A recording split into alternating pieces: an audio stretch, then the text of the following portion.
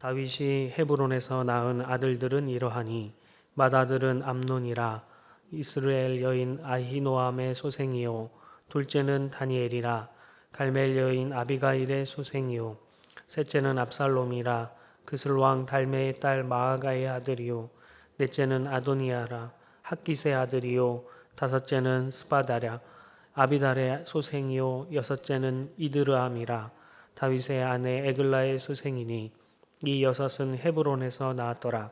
다윗이 거기서 7년 6개월 다스렸고 또 예루살렘에서 33년을 다스렸으며 예루살렘에서 그가 낳은 아들들은 이러하니 시므아와 소밥과 나단과 솔로몬 네 사람은 다 암미엘의 딸 바수아의 소생이요 또 이팔과 엘리사마와 엘리벨렉과 노가와 네벡과 야비아와 엘리사마와 엘레다와 엘리벨렛 아홉 사람은 다 다윗의 아들이요 그들의 누이는 다말이며 이 외에 또 소실의 아들이 있었더라.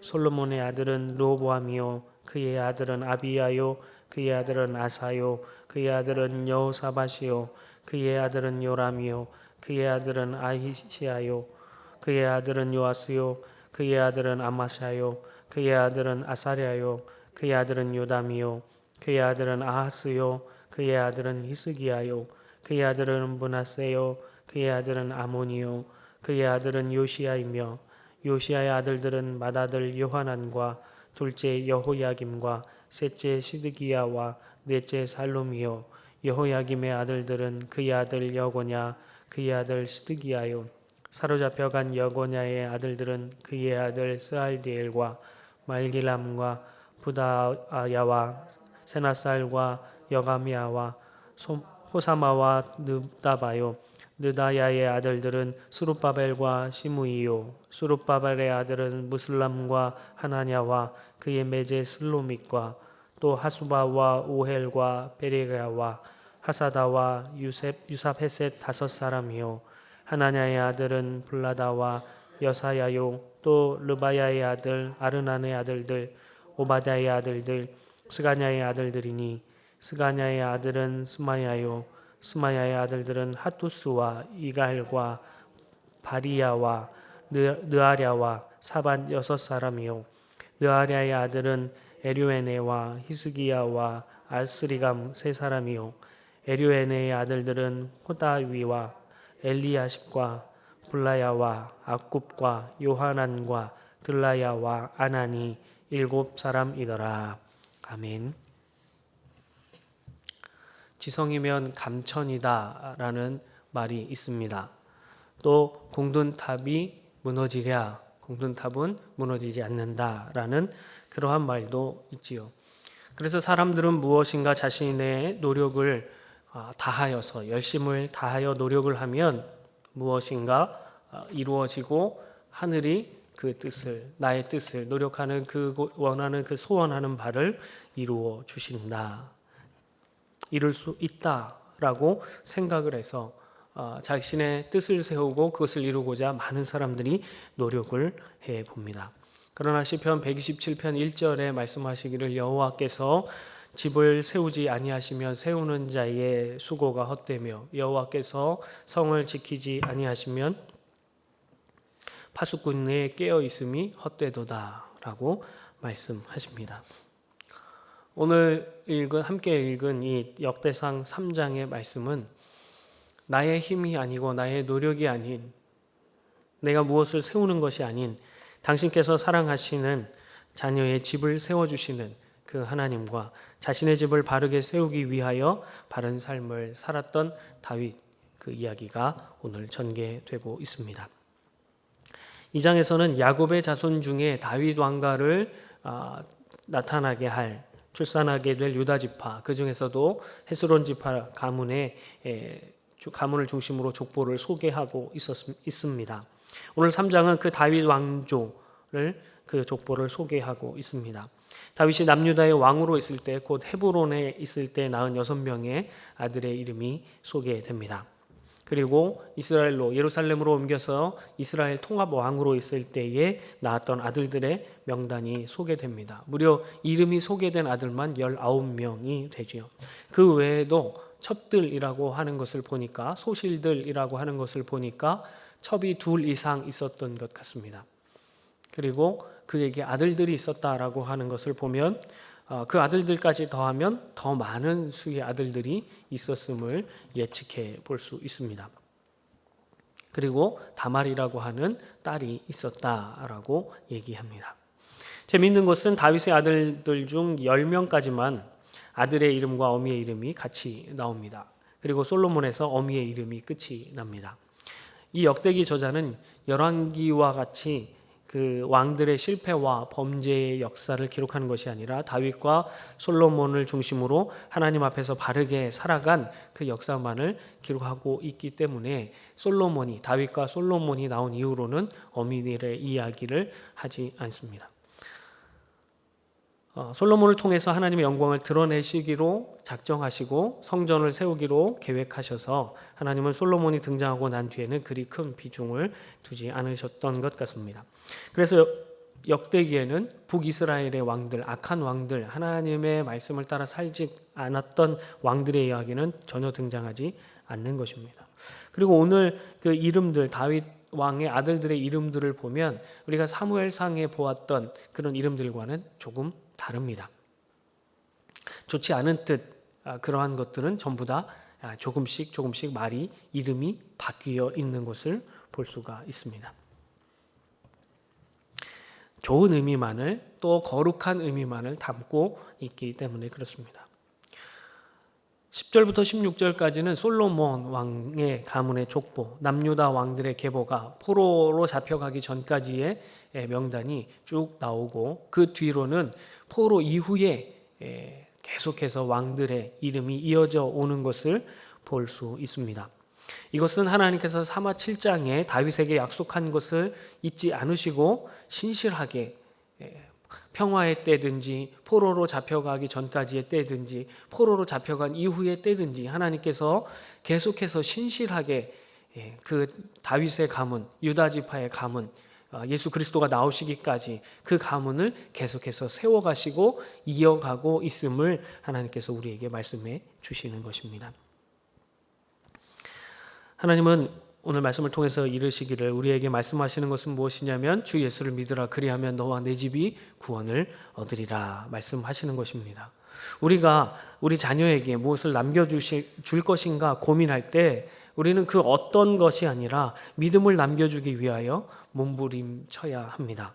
주 예수를 믿는 그 믿음이야말로 내가 바로 서는 첩경이고 또 우리 가정이, 가문이 견고하게 서는 비결이기 때문에 그렇습니다. 다윗 한 사람을 통하여 그가 예수 그리스도가 나시기까지 그 가문을 이어가는 것을 보기 때문에 그렇습니다. 우리 자녀들에게 바른 믿음을 남겨주기 위해서 내가 먼저 항상 바른 믿음 가운데 있기를 힘쓰는 그런 우리가 되기를 바랍니다.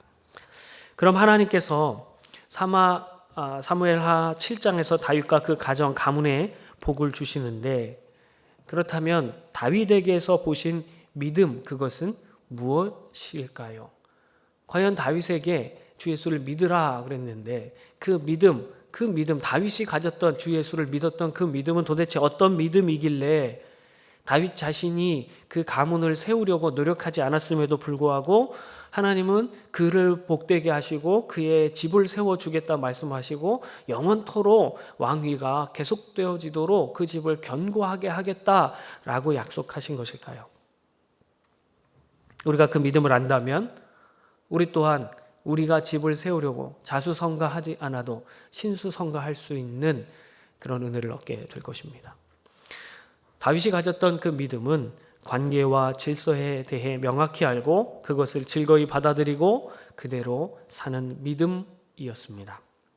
이것이 무슨 뜻이냐면 다윗은 하나님이 누구이시며 자신이 어떤 존재인가를 분명히 깨달았다 하는 말입니다. 자신은 백향목 궁에 거하는데 하나님의 법궤는 그저 휘장 가운데, 성막 가운데 있는 것, 그것은 옳지 않다.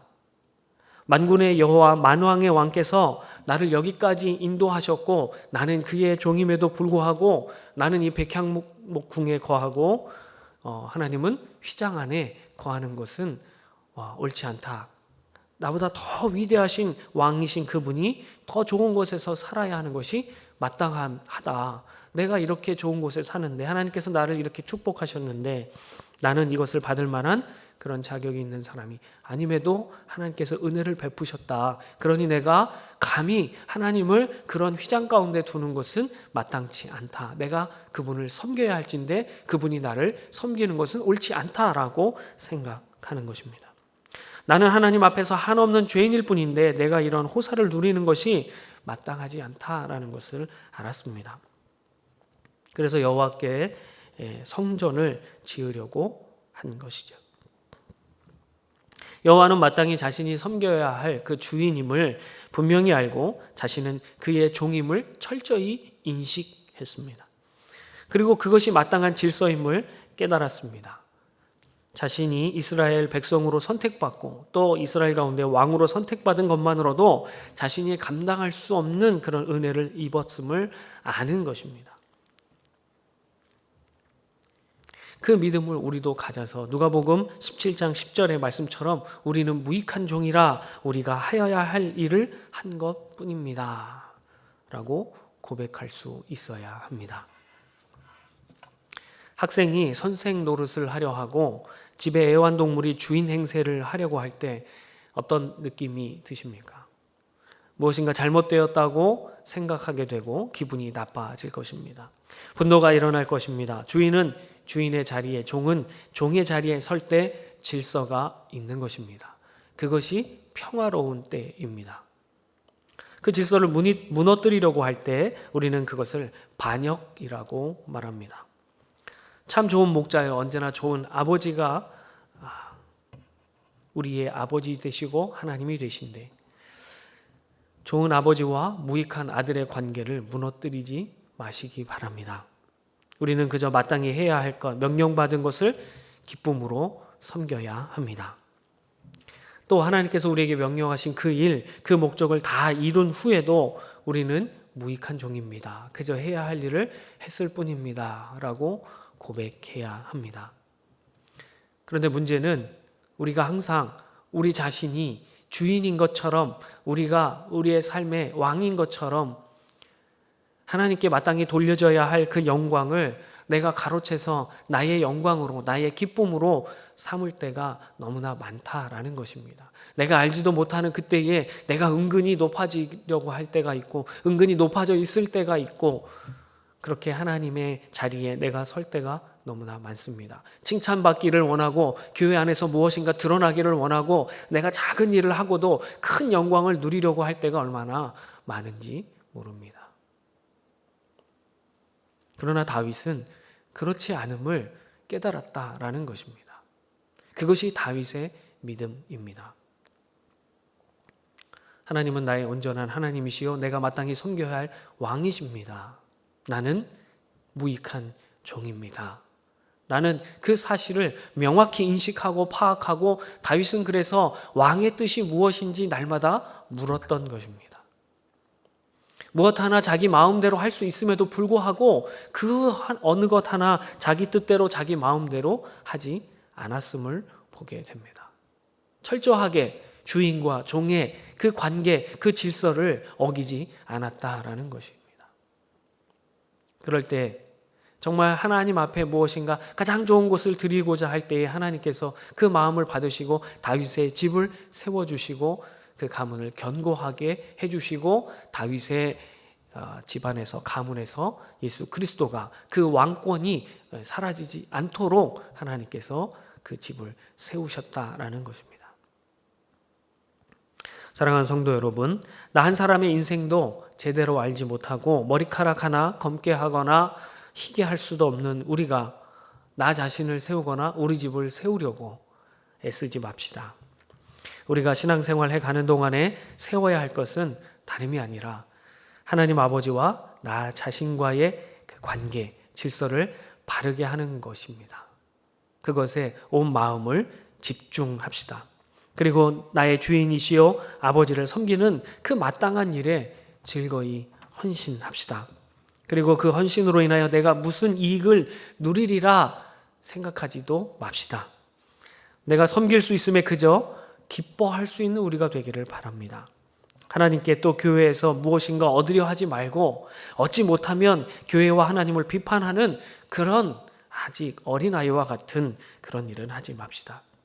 어떻게 하면 하나님 아버지와 그리스도를 섬길까? 어떻게 하면 교회를 섬길까? 고민하고 기도하고 헌신하는 그런 우리가 되기를 바랍니다.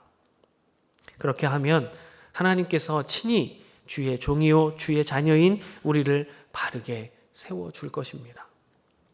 그리고 우리 집을 친히 세워주시고 영원히 견고하게 하실 것입니다. 이런 은혜가 여러분을 통하여 여러분의 가정에 또 자자손손 누리게 되기를 주님의 이름으로 축복합니다. 기도하겠습니다. 우리의 예배와 섬김을 받으시기에 합당하신 하나님 아버지, 우리는 우리 인생 가운데 내 삶 가운데 나의 무엇인가를 세우려고 애쓰며 살아갈 때가 너무나 많습니다. 그러나 하나님, 이제 우리가 무엇인가 세우려고 하지 않게 하여 주옵소서. 오직 우리가 세우려 한다면 하나님 아버지와 나의 관계, 그 질서를 세우는 일에만 관심을 갖게 하여 주옵소서. 오직 성령 하나님을 의지하여 이 질서를 바르게 세우고 즐거이 주님 앞에 헌신하게 하여 주옵소서. 오직 이것만이 우리의 기쁨이 되게 하여 주옵소서. 우리 주 예수 그리스도의 이름으로 기도드립니다. 아멘.